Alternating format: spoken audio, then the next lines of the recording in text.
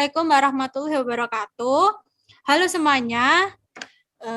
Di sini kami akan melakukan presentasi hasil kerja kelompok kami, yakni analisis sistem pada sebuah industri manufaktur pembuatan gipsum. Presentasi ini untuk memenuhi ujian akhir semester ganjil pada mata kuliah akuntansi elektronik manufaktur. Sebelumnya kami akan memperkenalkan terlebih dahulu. Nama saya Amanda Febri Chandra dengan NIM 2008-30092 dari kelas 3E. Pada saat survei saya bertugas sebagai wawancara pemilik. Selanjutnya teman saya. Kenalkan, nama saya Muhammad Reza Asri, NIM 2008-30104, kelas 3E. Ketika kegiatan berlangsung, saya sebagai dokumentasi. Dan perkenalkan, nama saya Rehana Lutfia Rosanti dengan NIM 208-3106 dari kelas 3E. Waktu survei, saya sebagai pencatat informasi. Oke, kita langsung saja masuk ke materinya. Yang pertama, jenis proses produksi, ini industri manufaktur gipsum. Yang pertama, deskripsi dan proses produksi. Gipsum menjadi salah satu bahan atau produk yang sering digunakan dalam pembuatan model rumah, mulai dari rumah sederhana hingga rumah mewah. Selain itu, gipsum dapat membuat plafon rumah menjadi lebih indah, harganya pun relatif bersaing bila dibandingkan dengan jenis bahan lain dengan fungsi yang sama. Kelebihan dari gipsum juga lebih fleksibel untuk dibentuk sesuai dengan keinginan perancang dan memiliki daya tahan serta tingkat stabilitas tinggi. Dalam sehari, industri ini dapat menghasilkan sekitar 20 buah gipsum setiap harinya. Bahan utama dari gipsum ialah semen, serbuk batu pedal, dan pembuatannya pun hanya butuh waktu sekitar 1-2 jam per satu buah gipsum. Dalam laporan ini kami akan menjelaskan apa saja alat bahan serta proses pembuatan gipsum. Oke, pembuatan gipsum kotak berukuran lebar 25 cm kubik dan ukuran tingginya 40 cm. Alat yang pertama adalah cetakan kotak sebanyak 2 buah. Untuk harga bisa dilihat pada di bagian kanan samping ini listnya. Lalu yang kedua, kuas ukuran 2 dim sebanyak 1 buah. Yang ketiga, kuas ukuran 2,5 dim sebanyak 2 buah. Yang keempat, ember 10 liter sebanyak 1 buah. Yang kelima, ember 3,5 liter sebanyak 2 buah. Yang keenam, bor listrik sebanyak 1 buah. Yang ketujuh, cetok semen sebanyak 1 buah. Yang kedelapan, saringan sebanyak 1 buah. Yang kesembilan, bak 125 liter sebanyak 1 buah. Dan yang terakhir, sekrup sebanyak 1 buah. Lalu untuk bahan-bahannya, yakni yang pertama pasir sebanyak 5 kg. Untuk harganya bisa dilihat pada list di kanan sini, ya. Lalu yang kedua, semen sebanyak 1,5 kilo. Lalu yang ketiga, oli sebanyak 250 ml. Lalu yang keempat, serbuk batu pedal atau milk sebanyak 10 kilo. Lalu yang terakhir, air 10 liter.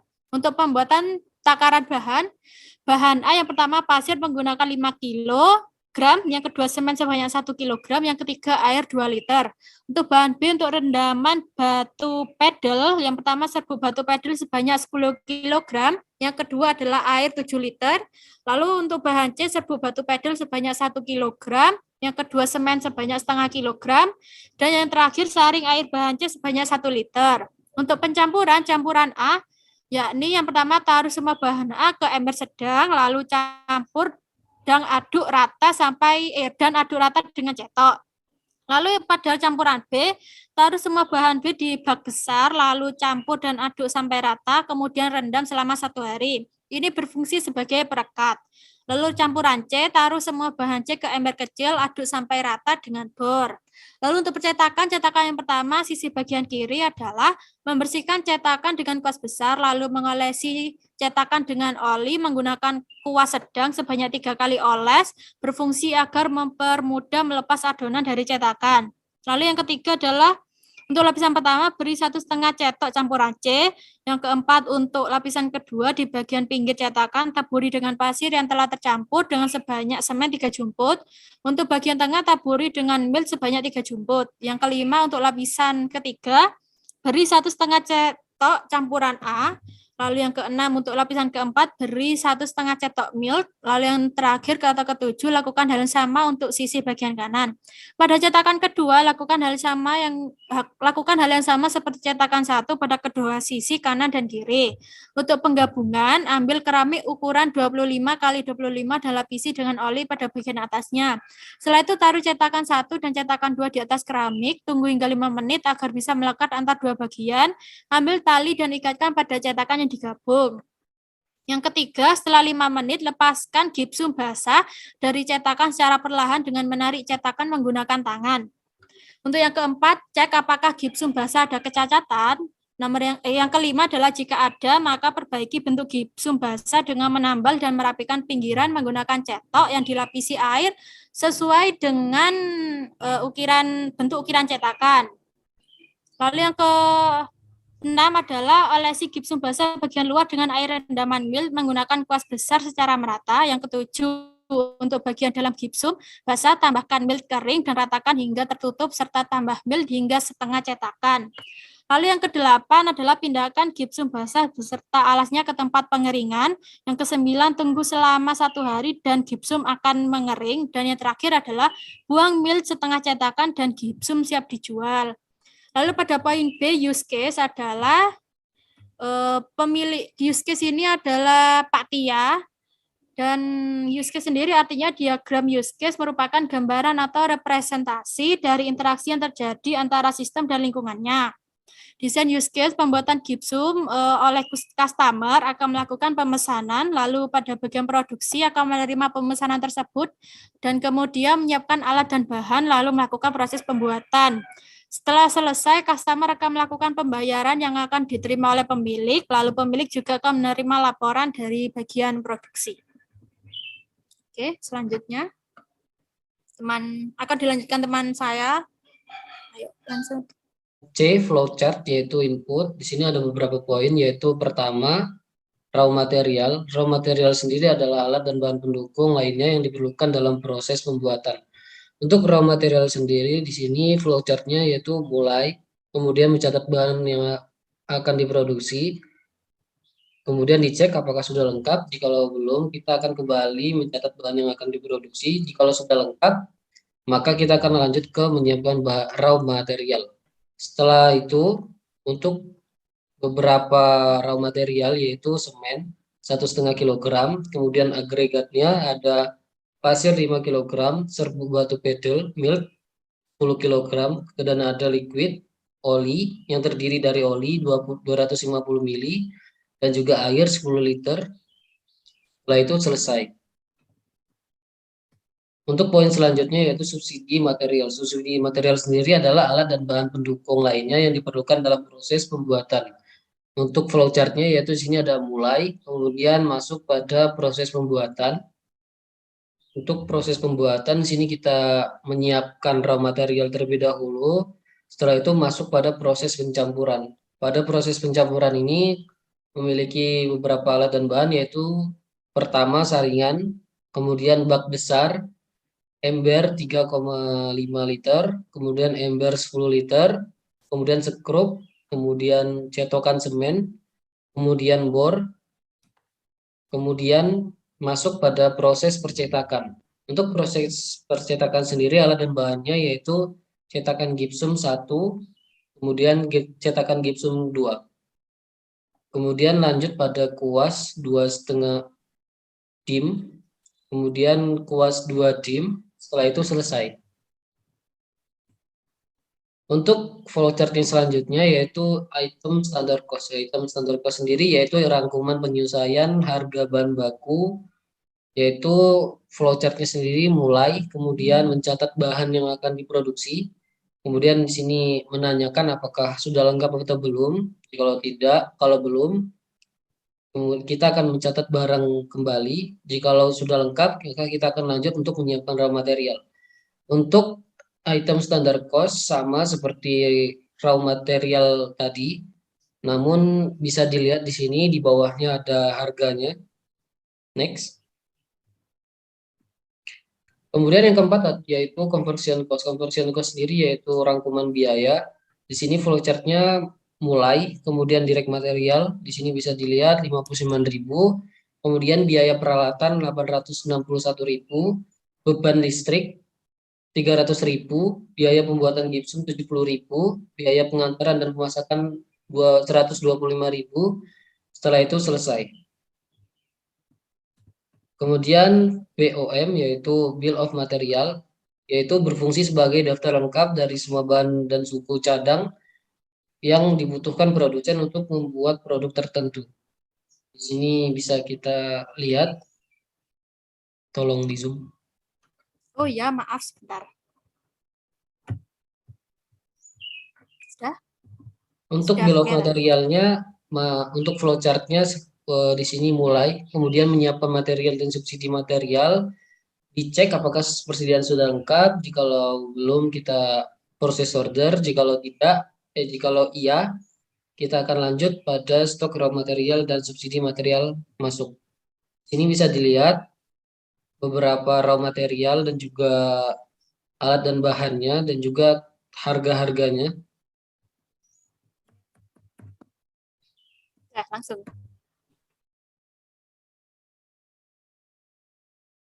Kemudian untuk 23. proses pencampuran di sini ada 23.300 per bahan, pembentukan barang 23.300 per bahan, pengaringan dan penghalusan 23.300 per bahan, kemudian melakukan pembayaran. Setelah itu melakukan pengiriman yang dilakukan oleh beberapa karyawan. Di sini dibebani biaya 125.000.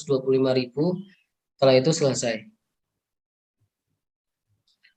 Untuk PIC sendiri yaitu singkatan dari Person in Charge. Dalam hal ini PIC merupakan bagian yang bertugas untuk mengontrol berjalannya pekerjaan atau proyek sesuai dengan rencana. Pemilik di sini yaitu Pak Tia, kemudian penakaran bahan dilakukan oleh Pak Sugianto, pencampuran bahan juga dilakukan oleh Pak Sugianto, pembelian bahan baku dilakukan oleh pemilik sendiri yaitu Pak Tia, kemudian pembuatan gipsum dilakukan oleh Pak Sugianto, kemudian untuk pembayaran produk dilakukan oleh Pak Tia, pengiriman produk dilakukan oleh Pak Tony, dan juga beberapa karyawan lainnya seperti Pak Joko, Pak Rio, dan Pak Febri. Untuk tabel selanjutnya yaitu proses. Yang pertama yaitu work order. Work order sendiri adalah merupakan dokumen tertulis tentang perintah suatu pekerjaan dalam sebuah proses produksi. Berikut adalah tampilan alat dan bahan, serta harga dan jumlah yang dibutuhkan. Untuk kegiatan yang dilakukan yaitu pertama, pentakaran bahan, pencampuran bahan, dan pencetakan gipsum yang dilakukan oleh satu orang dengan biaya dibebankan seharga 70.000. Untuk pengiriman dan pemasangan produk dilakukan oleh 4 orang dengan beban yang dikenakan yaitu 125.000 per orang.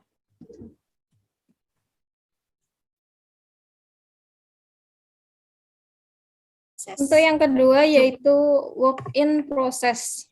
Work-in process sendiri terdiri dari 3 flowchart, yaitu pertama pencampuran, kedua pencetakan, dan yang ketiga penggabungan. Untuk pencetakan yang pertama, untuk pencampuran yang pertama itu mulai. Setelah itu mempersiapkan raw material A, B, dan C. Kemudian proses pencampuran material A, B, dan C. Untuk material A yaitu pasir dan semen. Untuk material B yaitu serbuk batu badal, material C serbuk batu badal dan semen. Untuk material A dan B ditambah dengan penambahan air, sedangkan untuk material C ditambah dengan saringan air bahan C. Apakah pencampuran sudah sesuai? Jika tidak, maka lakukan proses pencampuran. Jika iya, maka lakukan proses pengadukan. Setelah itu, proses pembuatan gipsum dan selesai.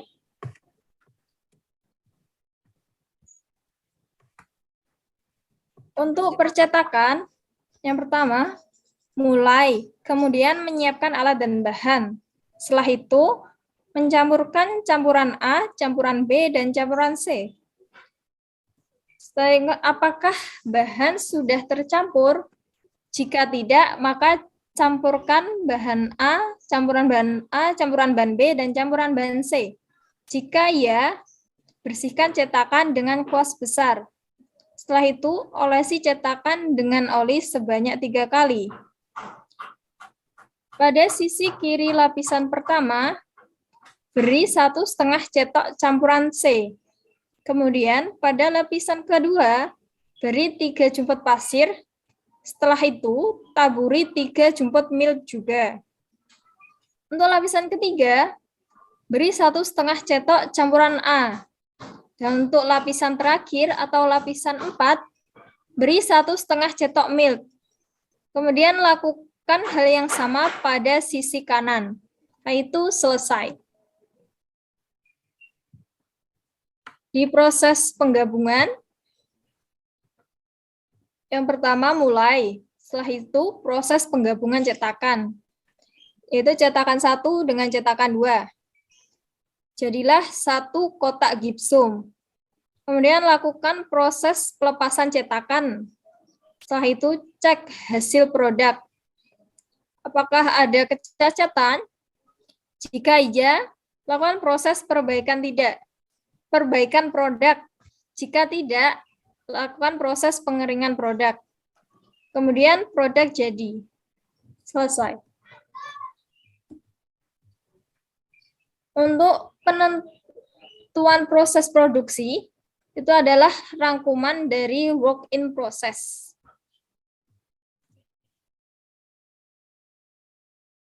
Kemudian output. Setelah barang jadi, maka akan terbentuklah flowchart yang seperti ini. Yang pertama adalah mulai, kemudian pemesanan produk, pembuatan produk, barang jadi, setelah itu melakukan pembayaran, dan melakukan pengiriman. Jika jumlah pesanan lebih banyak, maka pengiriman dilakukan menggunakan truk. Jika pemesanan dalam jumlah yang kecil dan sedang, maka pengiriman akan dilakukan dengan mobil pick-up. Selesai. Ayo, selanjutnya akan dilanjutkan teman saya. D. Analisis proses produksi gipsum. Untuk departemennya sendiri yaitu gudang bahan baku. Di sini memiliki beberapa poin. Yang pertama yaitu menerima bahan baku dan barang. Saat pemesanan bahan baku gipsum, pemilik akan langsung datang kepada beberapa produsen distributor untuk memesan. Karena pembelian tidak dilakukan setiap hari, maka pemilik usaha memesan secara 1 bulan sekali.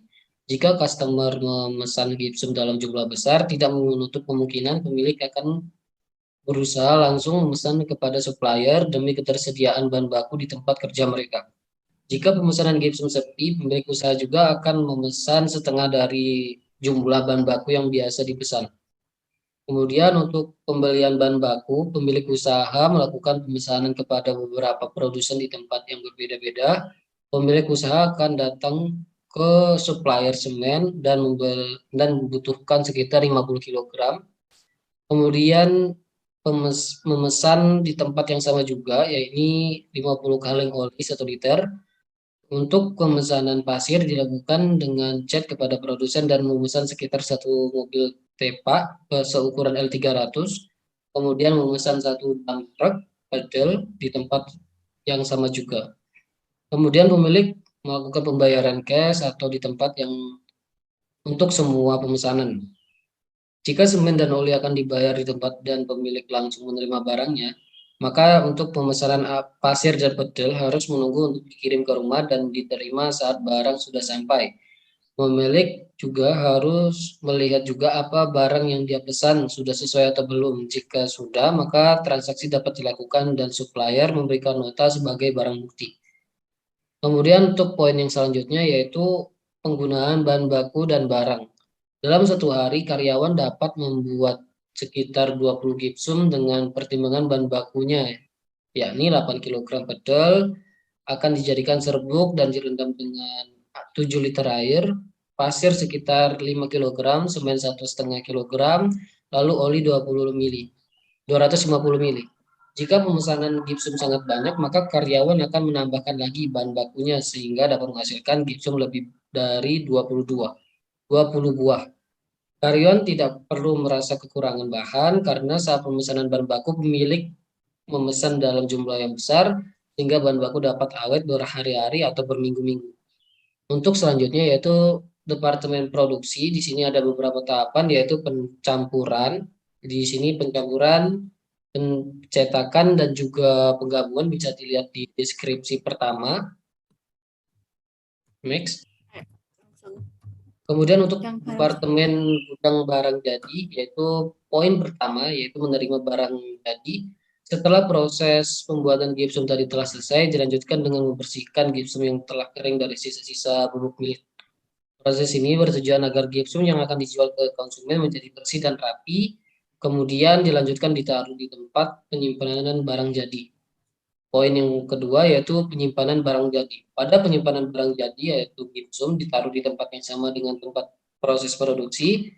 Kemudian jika ada barang produksi yang lebih ditaruh di samping rumah tempat produksi. Kemudian poin yang selanjutnya yaitu pengiriman barang jadi. Setelah barang jadi atau gipsum yang telah melalui beberapa proses produksi, selanjutnya gipsum tersebut akan dikirimkan ke penerima yang memesan gipsum sebelumnya. Proses ini juga dilakukan menggunakan mobil pick up untuk melakukan pengiriman barang. Adapun dalam pengiriman ini dilakukan oleh 3 orang pekerja. Next. Kemudian untuk analisis aliran dokumen, untuk Departemen Gudang Bahan Baku, yaitu poin pertama menerima bahan baku dan barang. A. Buku catatan purchase order. Pada analisis gudang bahan baku yang diperlukan hanya buku catatan purchase order atau pembelian bahan baku. Karena bahan baku berasal dari beberapa tempat, maka pemilik usaha juga melakukan pemesanan dengan cara menghubungi melalui telepon atau langsung mendatangi tempat produsen. Kemudian yang selanjutnya yaitu seperti pemesanan semen, pemilik usaha akan datang ke supplier semen dan membutuhkan sekitar 50 kg. Kemudian untuk memesan di tempat yang sama juga, yakni 50 kaleng oli 1 liter, maka dengan pembayaran cash, pemilik akan langsung menerima nota. Untuk pemesanan pasir sendiri dilakukan dengan chat kepada produsen dan menerima sekitar 1 mobil tepak seukuran L300, kemudian memesan 1 dump truck pedal di tempat yang sama juga. Maka pemilik harus menunggu hingga bahan baku tersebut sampai di tempatnya. Kemudian akan langsung melakukan pembayaran dan akhirnya akan menerima bukti atau nota pembayaran. Untuk poin yang kedua yaitu penggunaan bahan baku dan barang. Tidak ada catatan khusus dalam penggunaan bahan baku, hanya ada laporan secara lisan saja, seperti memberitahu pemilik bahwa bahan baku yang digunakan tersisa sekian dan lain-lain. Untuk Departemen Produksi sendiri, di sini analisisnya karena usaha ini merupakan pembuatan gipsum kecil-kecilan atau tempat produksi yang tidak terlalu besar, maka tidak ada dokumen atau laporan khusus di tiap proses pembuatannya. Jadi jika satu proses sudah selesai, langsung melakukan ke proses lainnya. Jadi tidak perlu melakukan laporan terhadap pemilik. Kemudian tetapi hanya ada sejumlah laporan yang diberikan dari pemilik ke pegawai jika ada proses pemesanan oleh konsumen seperti jenis gipsum mana yang diinginkan konsumen, berapa banyak, serta kapan harus dikirim. Jadi jika tidak ada laporan pemesanan, maka pegawai akan melakukan pembuatan beberapa gipsum sebagai bahan stok ready. Kemudian selanjutnya yaitu Departemen Gudang Barang Jadi. Seperti pada analisa dokumen pemesanan dan produksi, tidak ada dokumen khusus yang diperlukan pada pembuatan gipsum ini. Jika saat konsumen memesan gipsum dan barang stok ready tersedia, maka pegawai akan melakukan konfirmasi laporan bahwa stok tersedia sesuai pemesanan dan siap dikirim. Dan jika kurang, maka akan mengkonfirmasi terlebih dahulu berapa pesanan yang dibutuhkan, maka saat proses pembayaran dan pengiriman, hanya nota pemesanan saja yang tersedia dalam analisa dokumen pada bagian barang jadi. Sekian, mungkin bisa dilanjutkan oleh teman saya. Oke, pada poin F, yakni desain flow diagram DFD dan entity relationship diagram atau ERD, Di sini kita menggunakan 2 DFD yaitu level 0 dan level 1. Pada DFD level 0 bisa dilihat pada gambar seperti ini dan keterangannya. Dari gudang persediaan di sini kami melakukan input dan gudang atau inventory akan menerima laporan hasil inputan dari proses inventory, kemudian dilanjutkan dengan pihak gudang melakukan identifikasi PIC ke proses inventory. Setelah itu proses inventory akan mengecek stok bahan baku di gudang persediaan. Lalu yang kedua yakni dari gudang persediaan, di sini kami melakukan pencatatan data dari data bahan baku dan juga data bahan pendukungnya seperti apa saja yang dimana nanti diinputkan di proses inventory. Lalu yang kedua adalah DFD level 1. Di sini supplier akan melakukan pengiriman bahan baku untuk yang pertama 1.0 pemesanan bahan baku. Dan pemilik usaha akan melakukan memesan bahan baku dan datanya akan diterima kepada supplier. Lalu pemilik usaha juga akan menerima bahan baku. Lalu selanjutnya pemesanan barang jadi, konsumen akan melakukan pemesanan gipsum atau barang jadi, lalu akan diteruskan ke proses pembuatan gipsum, di mana bahan baku untuk proses produksi akan masuk ke bagian produksi, lalu setelah selesai melakukan produksi akan melakukan rincian barang jadi. Dan penerimaan barang jadi, gudang barang jadi akan menerima bahan jadi tersebut, lalu akan mengeluarkan barang jadi sesuai pesanan. Lalu masih di penerimaan barang jadi, akan melakukan pengiriman terhadap konsumen, dan pada 5.0 pengiriman barang jadi akan dilakukan pengiriman kepada konsumen, maka konsumen akan menerima barang tersebut. Lalu selanjutnya ERD, di sini PIC menggunakan data kode PIC, nama dan alamat, lalu menuju ke bagian administrasi, akan diterima oleh supplier, lalu supplier data yang di supplier. Lalu supplier akan mengirim bahan baku tersebut terhadap gudang bahan baku, maka kode yang diterima maka data yang diterima adalah kode bahan, nama bahan dan jumlah bahan. Lalu gudang bahan baku diambil oleh gudang produksi, jenis datanya adalah jenis produksi, produk setengah jadi, dan produk jadi. Lalu gudang produksi ini akan menyimpan barang tersebut kepada gudang barang jadi, yakni datanya jenis barang jadi, jumlah barang jadi. Lalu gudang barang jadi tersebut akan mengambil barang jadi dan dikirim ke konsumen, maka konsumen tersebut akan mengeluarkan data nama konsumen, alamat konsumen, jumlah pesanan, dan jenis pembayaran. Lalu akan kembali ke administrasi dan kembali ke PIC. Oke, selanjutnya dilanjutkan teman saya. Untuk bagian D yaitu analisis permasalahan dan kelemahan. Di Departemen Gudang Bahan Baku, gudang bahan baku ada di depan rumah pemilik usaha gipsum. Gudang bahan baku berisikan tumpukan semen dan batu padel. Ketika ada tamu yang berkunjung ke rumah harus masuk ke gudang baru ke rumah. Untuk pasirnya ditaruh di depan rumah yang tidak ada atapnya, sehingga ketika hujan pasir hanya ditutupi oleh terpal. Untuk Departemen bagian produksi, tempat proses produksi gipsum sempit, dindingnya terbuat dari gedek, dan ketika hujan deras dindingnya akan basah. Dan hanya ada 2 karyawan dalam proses pembuatan gipsum. Sedangkan untuk pengiriman dan pemasangan gipsum ke tempat konsumen ada 4 orang. Sedangkan untuk Departemen Gudang Barang Jadi, dalam satu tempat dengan tempat produksi. Dan sisanya ditaruh di tanah samping rumah, di mana tanah tersebut milik orang lain, sehingga tidak bisa membangun gudang barang jadi. Produk dibiarkan tergeletak dan tidak tersusun rapi. Untuk solusi H, bagian H yaitu solusi yang harus diperbaiki. Di Departemen Gudang Bahan Baku, dikarenakan gudang bahan baku sudah permanen atau dindingnya terbuat dari batu bata, lebih baik gudang bahan baku dijadikan satu dengan gudang produk, di mana di bagian depan adalah gudang bahan baku dan di bagian belakang adalah gudang barang jadi. Untuk Departemen Produksi, produk jadi sebaiknya tidak dijadikan satu dengan tempat proses produksi, sehingga pekerja bisa leluasa dalam melakukan proses produksi gipsum. Untuk Departemen Gudang Barang Jadi, karena pemilik tanah samping tidak ingin menyewakan tanahnya dan hanya disuruh untuk menempati saja, pemilik usaha bisa untuk membuat gudang gubuk sementara dengan atap seng, sehingga produk dan bahan baku tidak kehujanan dan cacat karena terkena hujan.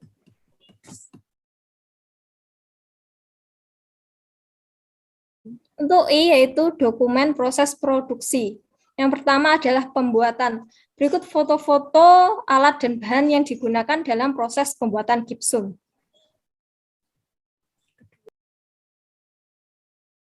Yang kedua, pencampuran. Bisa dilihat di sini adalah pencampuran bahan A, bahan B, dan bahan C. Untuk percetakan, di sini bisa dilihat proses untuk lapisan pertama, lapisan kedua, lapisan ketiga, dan lapisan keempat. Penggabungan. Dan bagian keempat yaitu penggabungan.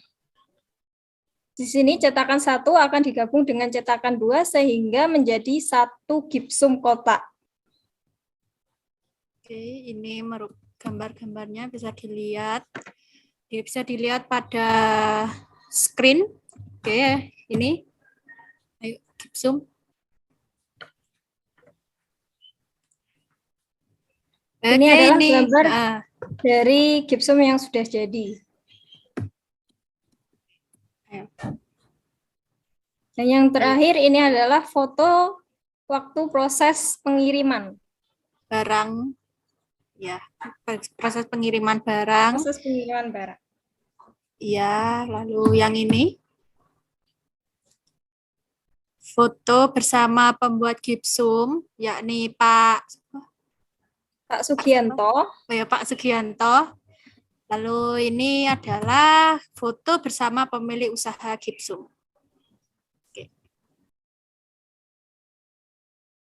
Oke, sekian presentasi dari kelompok kami. Kurang lebihnya kami mohon maaf. Semoga materi yang kami sampaikan bermanfaat. Ya, gitu pokoknya. Wassalamualaikum warahmatullahi wabarakatuh. Terima kasih.